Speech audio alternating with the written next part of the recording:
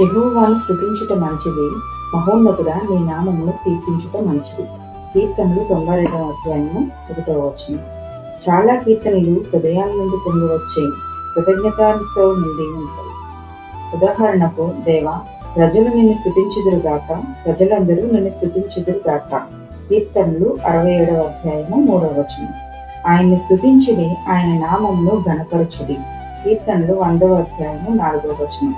మన ప్రభు అయిన యేసుక్రీస్తు పేరిట సమస్తమును గూర్చి తండ్రి అయిన దేవునికి ఎల్లప్పుడూ కృతజ్ఞతాస్తుతులు చెల్లించవలనని అపోస్తలుడైన పౌలు తన తోడి విశ్వాసులను ప్రోత్సహించాడు.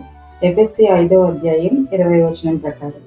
ఇందుని గూర్చి ప్రభువు అనుగ్రహించే క్షమాపణ, ఆయన నిత్య కాపుదల, అక్కర్లు తీర్చడం, ఆయన విశ్వాస్యత, మనలో నిలిచి ఉండే ఆయన ప్రసన్నత, వీటిని జ్ఞాపకానికి తెచ్చుకుంటూ కొంత సమయం గడుపుదాం.